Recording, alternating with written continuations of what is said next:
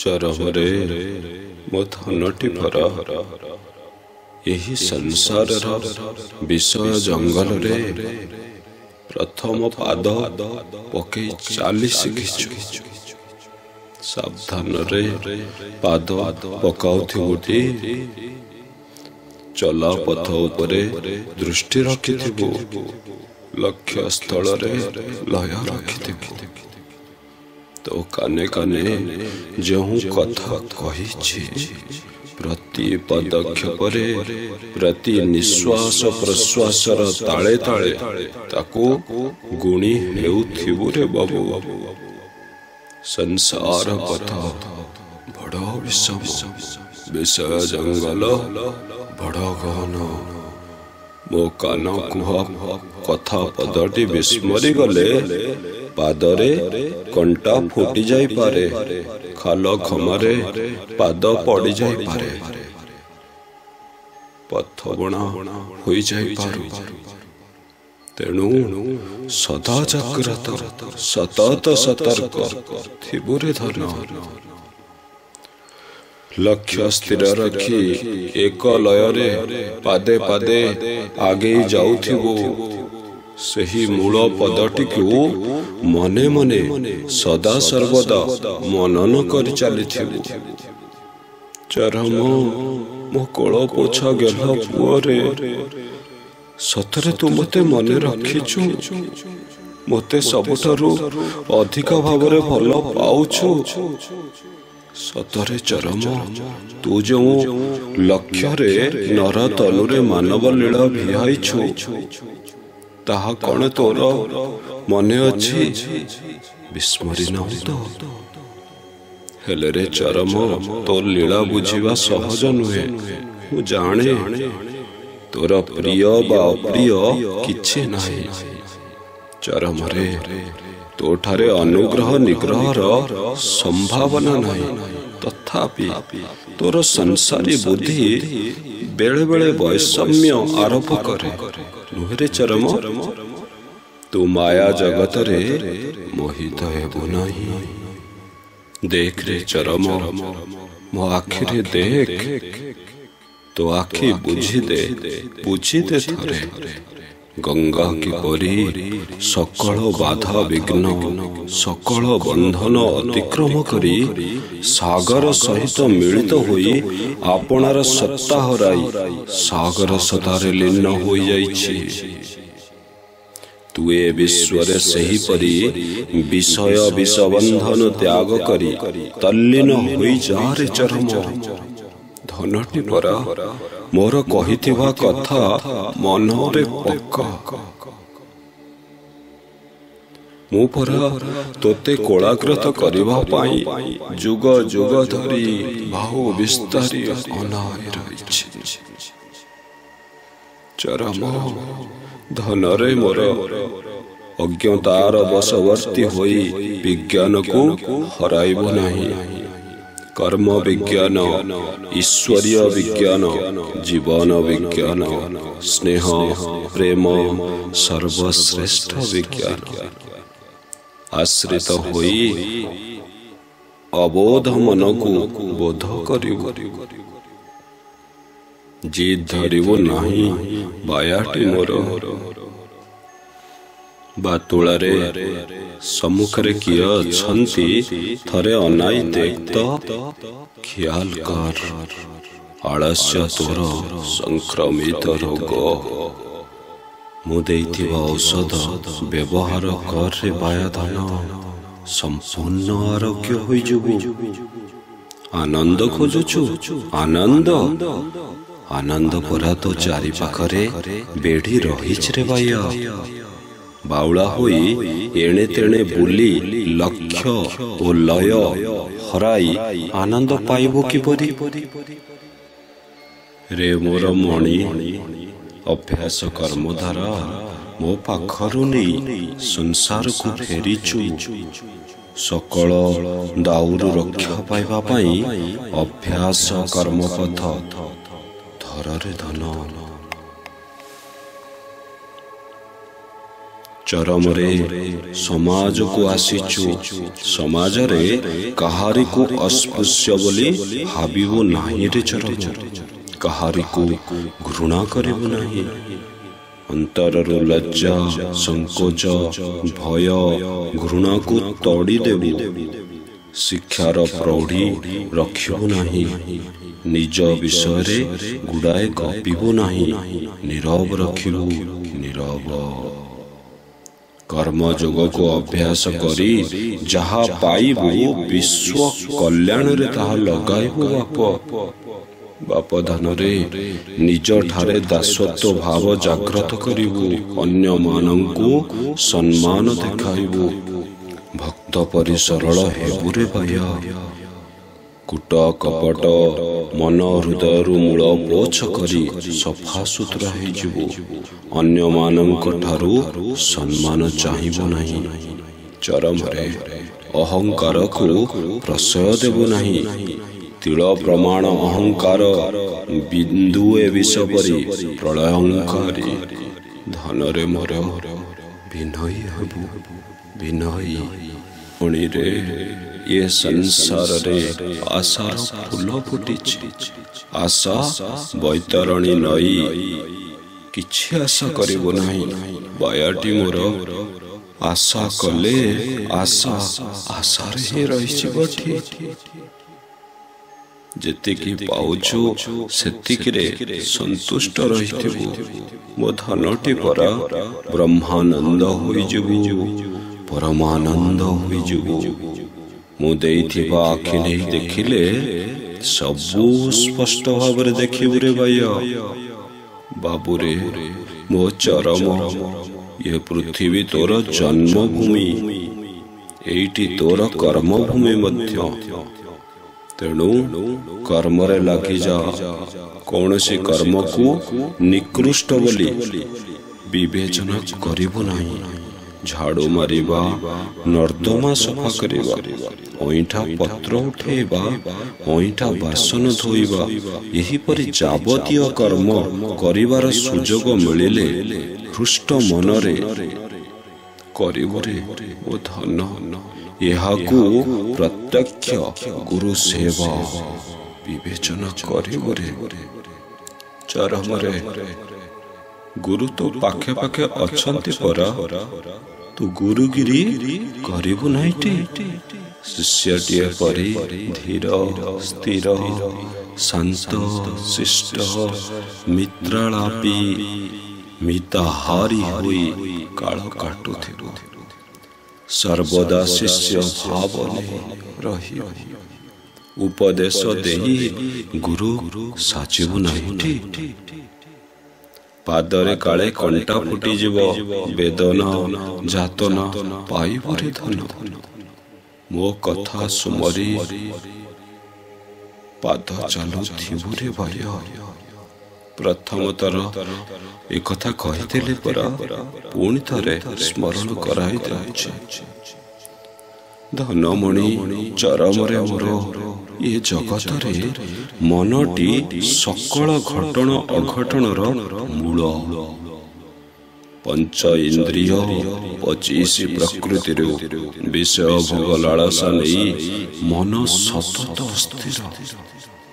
ତେଣୁ ମନକୁ ମନ ବହୁତ ଇଚ୍ଛା ଉଦୟ ହୋଇଯାଏ। ସେ ସବୁକୁ ଈଶ୍ୱରଙ୍କ ଇଚ୍ଛା ବୋଲି ମନେ କରି ବାଉଳା ହେବୁ ନାହିଁଟି। ଠକିଯିବୁ।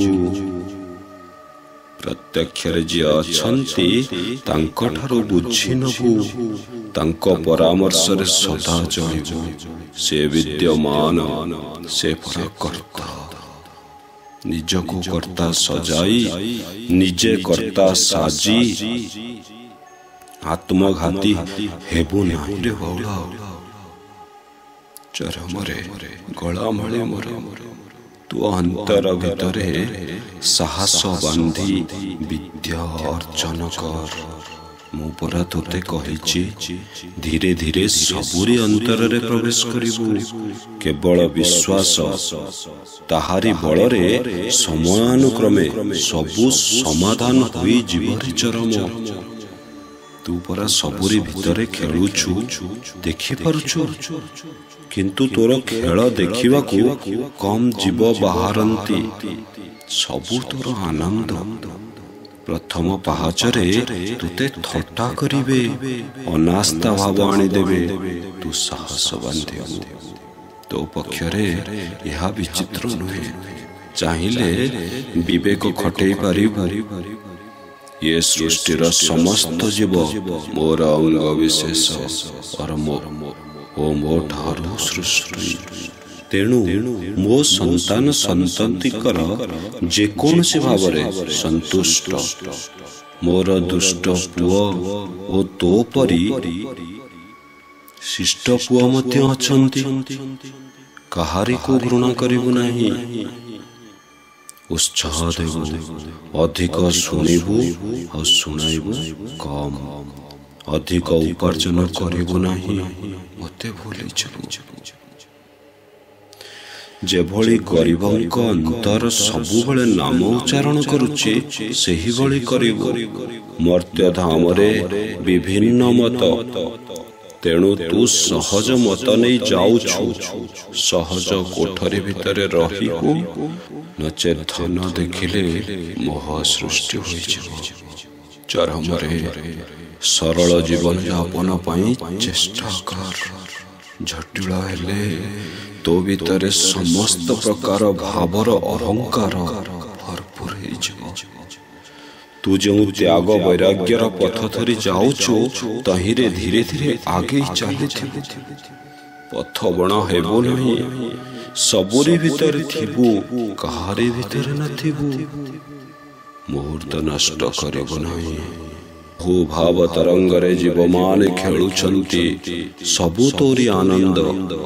ସବୁ ଯୁଗରେ ପ୍ରଥମ ସୋପାନରେ ସତ୍ୟ ଧର୍ମ ପ୍ରତି ସମାଲୋଚନା, ଅନାସ୍ଥା ଭାବ, ଉଚ୍ଚାଟନ ପ୍ରଚାର ହୋଇଅଛି।